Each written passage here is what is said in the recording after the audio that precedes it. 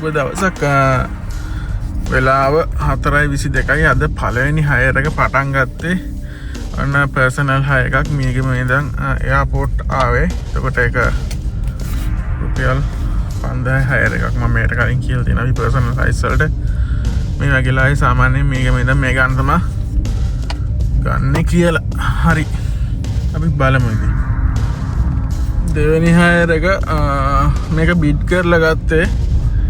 මම දාන්නම් මේක නැත්තම් බොහොම අඩු ගානක හය එකක්. ඉතින් අර කට්ටිය කියනවානේ මම කිව්වට මම බිඩ් කරලා ගන්න නැහැ කියලා. ඒක හින්දා තමයි මේක හුඟක් ස්ක්‍රීන් රෙකෝඩින් දාලා බිඩ් කරලා ගත්ත එකම පෙන්නුවේ නිකන් මේ.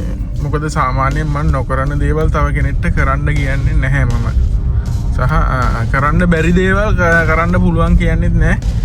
ඉතින් ඒක හින්දා අර බිඩ් කරන්න වැදගත්කම ඇයි කියන එකට අර එක්කෙනෙක් කමෙන්ට් කරලා තිබ්බා. මම මේ බොරු කියන්නේ මිනිස්සුන්ව රවට්ටන්න මම බොරු කියනවා කියලා. ඉතින් ඒ කෙනාට බොහොම විවෘතව ආරාධනා කරනවා මේ වීඩියෝ එක බලනවා නම් බලන්න සහ විශේෂයෙන් මේ ඔයාලා අනිත් අය ගැන මම දන්නේ නැහැ. අනිත් channel කරන කට්ටිය ගැන මගේ channel එකේ පොඩ්ඩක් මට කවුරු හරි මම බොරු කියනවා කියලා challenge කරනවා නම් පොඩ්ඩක් කල්පනා වෙන්න. මොකද ඒකට රිටර්න් වීඩියෝ එකක් ඒක මම එක්ස්පීරියන්ස් කරන හැටි මේ කියන්නේ මම ඒක ප්‍රැක්ටිකලි කරලා පෙන්නන ගේම වීඩියෝස් මම දානවා. ඒකින්ද පොඩ්ඩක් මම බොරු කියනවා නම් මනම් කියලා මට චැලෙන්ජ් කරද්දි පොඩ්ඩක් කල්පනා වෙන්න නැත්තම් නිකන් ලැජ්ජ වෙන්න වෙයි.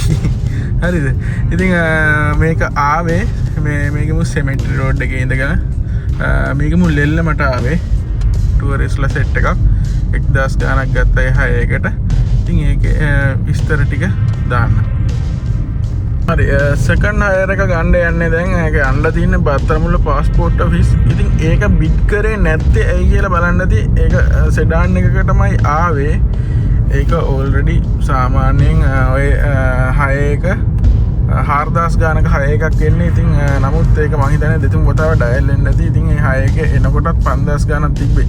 ඉතින් අර අපි පොඩ්ඩක් එහෙම සාධාරණ වෙන්න ඕන වෙලාවලුත් තියෙනවා මේ බිඩ් කරන්න ආවයි කියලා. සාමාන්‍යයෙන් අපි යන රේට් එකට වඩා වැඩිපුර තියෙන වෙලාවකත් මෙහෙමයි. මම ඒක කාටවත් එපයි කියන්නේ කෙනෙක්ට හිතනවා නම් ඒකත් බිඩ් කරලා ගන්න ඕනේ කියලා. ඒක මේවා කරන්න පුළුවන්. ඉතින් මම ඒ වෙලේ හිටපු දේ ඇවිල්ලා ඇත්තටම සාමාන්‍ය රේට් එකට වඩා වැඩි. සාමාන්‍යයෙන් ඔයාලා දන්නා මේකෙම ඉඳන් කොළඹ ගියාමත් 4500ක් වොන්න ඔය ගානක් තමයි වැටෙන්නේ. ඉතින් මේ වෙලාවේ පාස්පෝර්ට් ඔෆිස් එකට එච්චර වැටෙන්නේ නැහැ. ඉතින් ඒ වැටෙන්නේ නැති වෙලාවක තමයි 5000ක් ආවේ. ඔක ආයේ බිඩ් කරන්න ආවේ වාහන නැතිකම හින්දා. ඉතින් නමුත් අර සාධාරණයක් තියෙන්න බෑ. ඉතින් ඒක හින්දා ඒ 6 එක බිඩ් කරේ නැහැ. අපි දැන් ඒක පික් කරලා ඊට පස්සේ මම බත්තරමුල්ලට ගියාට පස්සේ වැටෙන රේට් එකේ ඔක්කොම විස්තර ටික දාන්න. ඔන්න තුන්වෙනි එක ඉවරයි. 5540 ගානක් ආවේ. ඔන්න තියෙනවා සල්ලි එක. අරට මම ස්ක්‍රීන් වීඩියෝ එක දාන්න 6 එක එන්ඩින් එකේ. අපි බලමු ඊළඟට කොහෙන්ද අපිට යන්න තියෙන්නේ. හරි අපි දැන් අර බෙන්තොට 6 එක ඒ ගෙස්ලාව පික් කරන්න යන ගමන් ඉන්නේ.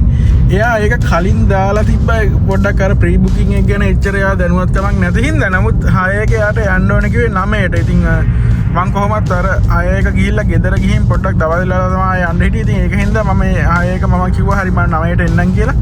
ඒක මම කැන්සල් කරන්න නැතුව තිබ්බා. එතකොට දැන් 8:34යි.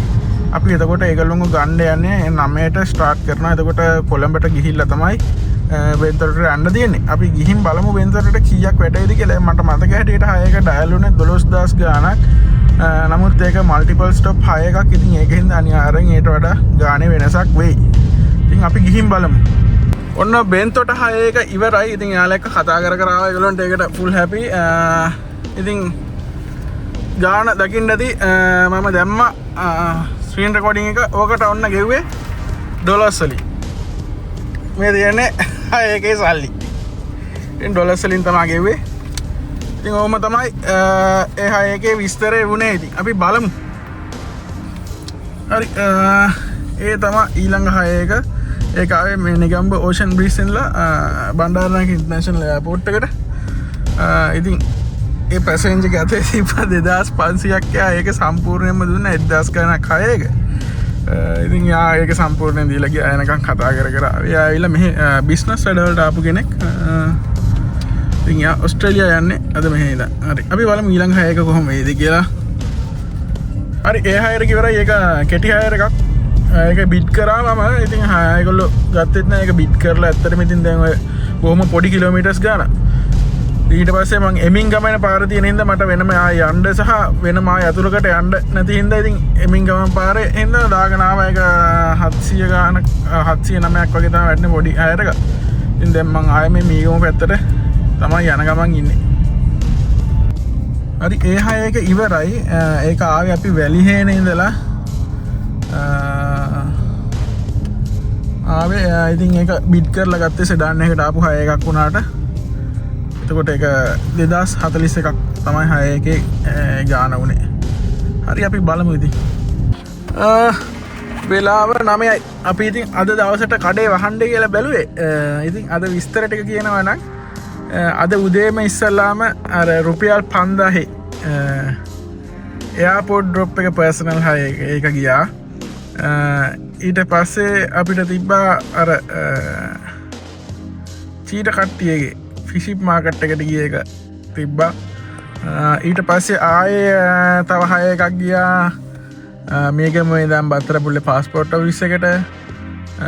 එතකොට ඊට පස්සේ ඒ ඇවිල්ලා එද්දි තමයි බෙන්තොට හය එක වැදුනේ රුපියල් 12000 ගානක වැඩුණා. ඉවරෙද්දි 15000ක් අපුණ ඩොලර්ස් වලින් සල්ලි හම්බෙච්ච හය එක. ඊට පස්සේ ඇවිල්ලා ගෙදරට ලා හිටියා. ඉඳලා හවස ආවා. ඒ ඇවිල්ලා ඊට පස්සේ එයාපෝට් හය එක ඊට පස්සේ එයාපෝට් එක ගාවේ දැන් අර කෙටි දුර හයර එකක් ආවා ජෑස් ලැගුන් එකට. ඊට පස්සේ ඒ ඇවිල්ලා ඉද්දි වැලිහේනේ ඉඳන් ආගේ ICBT කැම්පස් මට මතක හිටියට ඒ හය එක ගියා. ඉතින් ඕම තමයි ඉතින් විස්තරය අද දවසේ. ඉතින් අද මගේ අරපු හයරුත් තිබ්බා හිතලම උදේ අර හලාවත හය එක එහෙම සහ අවස තිබ්බ යක්කිල හය එකක් ඒක අතරිය මොකුත් මේ සමහර ඒවලට ගියාම එඩ්ඩ හයස් නැහැ. ඉතින් අර එහෙම යනවනම් පොඩ්ඩක් සාධාරණ ගාණක් හම්බ වෙනවා නම් ඉතින් ගියාට කමක් නැහැ හිස්සගෙන හරි. ඉතින් එහෙම නැතුව ඉතින් නිකන් රුපියල් 5000ක් වගේ හම්බ වෙන හය එක ගිහින් ආයෙ හිස් වෙනවා කියන්නේ ඉතින් තේරුමක් නැහැ. ඉතින් ඕක තමයි අද දවසේ විස්තරේ. බලමු ඉතින් දැන් ගෙදර යන්න කියලා තමයි බැලුවේ. එතකොට අද දවසේ පික්මී එකේ හයස් වලින් අර කමිෂන් ඔක්කොම කැපුණාට පස්සේ 20000ක් හොයලා තියෙනවා. එතකොට ඒට අමතරව අර පර්සනල් හය එකේ 5000 ඒක එතකොට ඒක එහෙමම ගන්නවා. අපි හිතමුකෝ 25000යි කියලා. හැබැයි ඉතින් 25000ට වඩා ගාණක් ඇවිල්ලා තියෙනවා. මොකද අර අද ගිය පික්මී හයස් වල ආපු කමිෂන් ටික තියෙනවා. ඉතින් ඒ ඔක්කොම ආපුවම සාමාන්‍යයෙන් 28ක් 29ක් විතර තියෙනවා කමිෂන් වලිනුත්. ඒ කියන්නේ කමිෂනුත් එකතු වුණාම ඒ වගේ ගාණක් තමයි අද දවසට තියෙන්නේ. මම අද 9ට නවත්තන්න හිතුවේ මොකුත් නෙමේ. හෙට ජොබ් බෝඩ් හය එකක් පෙන්නනවා මේකම පල්ලච්චේනේ ඉඳලා අනුරාධපුරයට. ඉතින් මම පොඩ්ඩක් ඒක හෙට try කරලා බලන්න අදහසක් තියෙනවා. මොකද අර නිකන් පික්මී පොඩ්ඩක් අර සෙනසුරාදාට නිකන් රාජ්‍ය සේවකගේ කේස් එකක් තියෙනවා. ඉතින් ටවුමට ඇවිල්ලා කෙටි දුර දුවනවට වඩා මොකද හෙට දවසේ සාමාන්‍යයෙන් සෙනසුරාදාට කියලා ගත්තම එයාපෝට් හය එකේ ඉඳන් ගාන අඩු වෙන දවසක්. ඉතින් ඒකින්ද ඊට වඩා පොඩ්ඩක් අර ලෝන් ඩිස්ටන්ස් අනුරාධපුරේ හය එක විතරක් දුවලා හෙට ගෙදර ආවත් පාඩු නැති වෙයි. ඒ වගේ හය එකක් තමයි සාමාන්‍යයෙන් ඉතින් සෙනසුරාදාට දවසක හොඳ කියලා මට හිතෙන්නේ. ඉතින් අපි බලමු. ඉතින් අද දවසට වීඩියෝ එක මෙතනින් නවත්තනවා. ඉතින් මේ කොටස රෙකෝඩ් කරාට පස්සේ ආයෙ මොනවා හරි හය එකක් ගියොත් ඒක වීඩියෝ එක මැද්දට දාන්නම්. ඉතින් ඕක තමයි කියන්න දෙන්නේ. හරි ඉතින් එහෙනම් වීඩියෝ එක බලපු අද දවසේ වීඩියෝ එක බලපු ඔයාලා ඔක්කොටම හරි. ඉතින් එහෙනම් අද දවසේ වීඩියෝ එක බලපු ඔක්කොටම බොහොමත්ම ස්තුතියි.